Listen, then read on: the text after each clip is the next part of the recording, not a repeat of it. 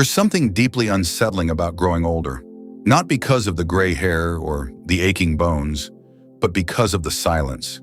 The silence of those around us, too polite to speak up, too scared to tell us when we've started slipping, not physically, but emotionally, mentally, socially. You see, aging doesn't just happen to the body, it happens to the spirit. And while we may grow in wisdom, too often we also grow in stubbornness, bitterness, and habits. Ugly habits. Habits that push people away. Children, friends, caretakers, even strangers. But no one tells us. Why? Because society says we must respect our elders. But what if respect requires honesty? This video is not a criticism of aging. It's a wake-up call, a loving, uncomfortable mirror held up to behaviors that quietly destroy relationships, often without us noticing. Whether you're growing older yourself, caring for someone who is, or just want to understand this part of life better, you need to hear this, because we don't just age into wrinkles, we age into patterns, and some of those patterns reek of loneliness, resentment, and ego, and nobody talks about them. But today we will, with honesty, with courage, and with the hope that self-awareness can save connections before it's too late. Stay with me until the very end, because what you'll learn here might save a relationship, heal a wound, or even change how you see your own future. Let's uncover the 4 ugly habits that often appear in old age, the ones that make people uncomfortable, but are rarely, if ever, called out. Number 1, constant complaining, the poison that drains every room. There's a difference between venting and chronic complaining. The former brings release, the latter brings resentment. As people age, life naturally becomes more difficult. Health declines, friends pass away, change becomes overwhelming. And while these struggles are valid, they often spill over into something toxic, constant negativity. What starts as sharing discomfort becomes a daily monologue of aches, disappointments, and grievances. The food is never good. The nurses are lazy. The weather is awful. Back in my day. And soon every conversation feels heavy. Psychologically, this behavior comes from a loss of control. When the body weakens and independence fades, the mind compensates through control of emotion, but it manifests as complaint. Unfortunately, this drives people away. Caregivers feel drained. Grandchildren grow distant. Even friends start dodging phone calls. And the worst part? It's unconscious.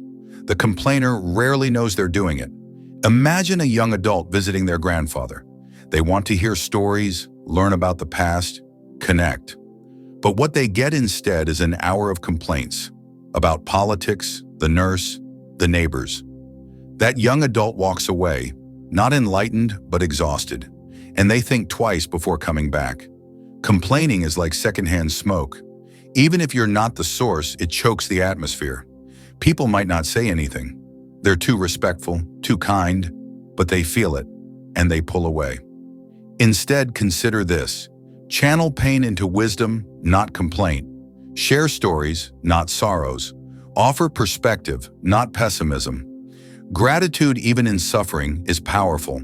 It draws people in.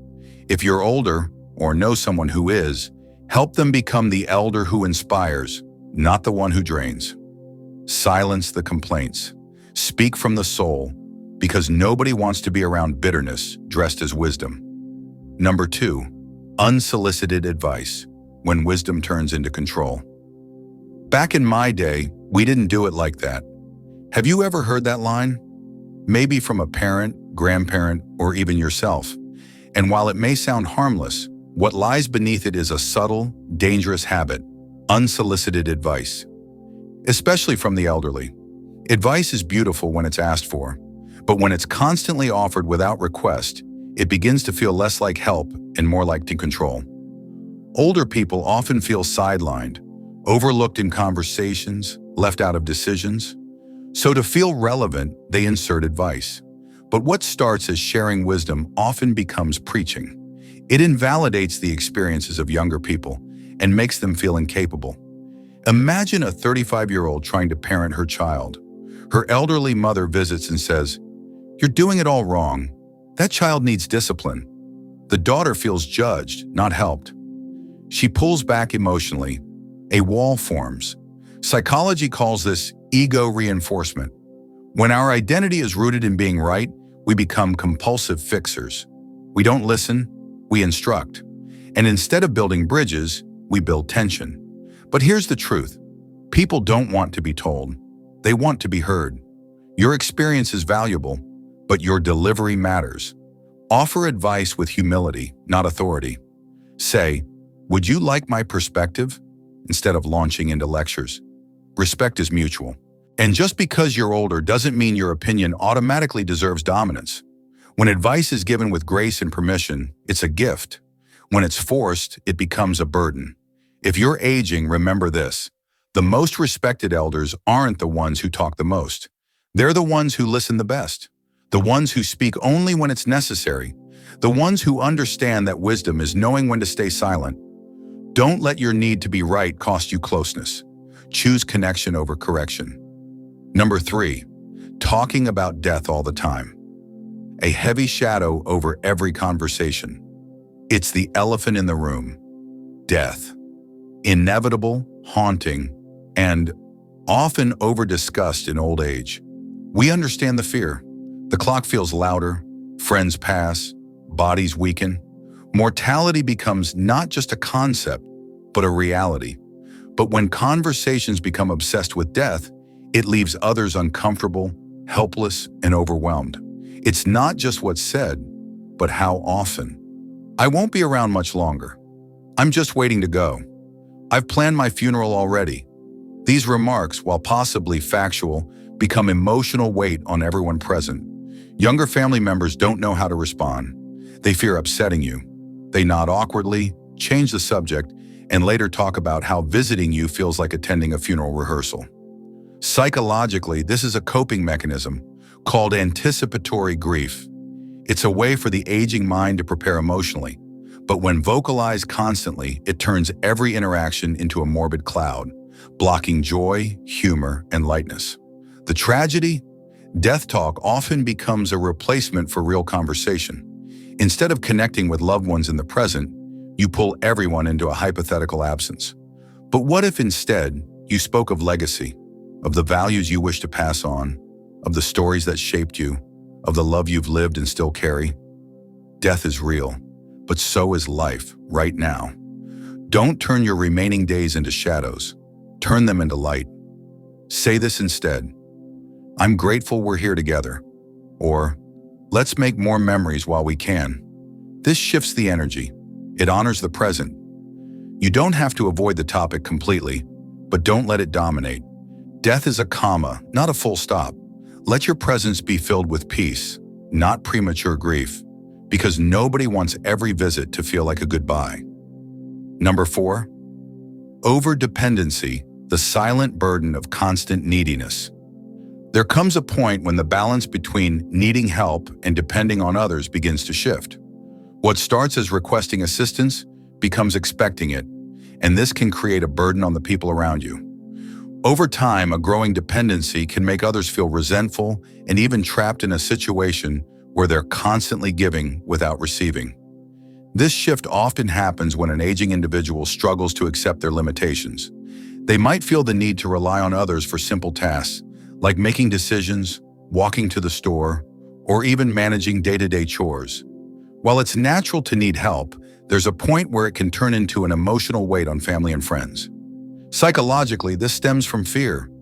Fear of losing independence, fear of being forgotten, fear of being seen as weak or helpless. But in the process of asking for help constantly, there's a sense of powerlessness that not only isolates you, but also places heavy responsibility on others. Over time, they may begin to feel more like caregivers than loved ones. Let's take an example. A person in their 70s always needing someone to help them make decisions. What to eat, where to go, who to talk to.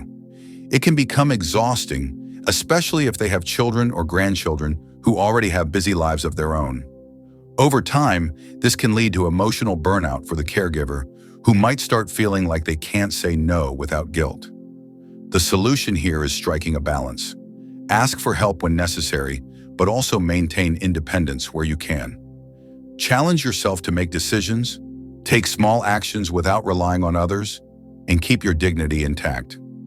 Remember, a healthy relationship is one built on mutual respect, not one where one side always carries the load. The more you can stand on your own, the more your relationships will flourish. Don't become a burden, be a blessing. Conclusion: aging is inevitable. What we become in our later years, however, is our choice. The habits we've discussed today, complaining, over-advice, death talk, over-dependency, refusing change, and isolation, are not set in stone. They're choices we make, often without even realizing the impact they have on those we love. But there's power in awareness. The first step to changing any bad habit is realizing you have it. And the second, making the conscious decision to break it. Aging doesn't mean giving up or becoming irrelevant.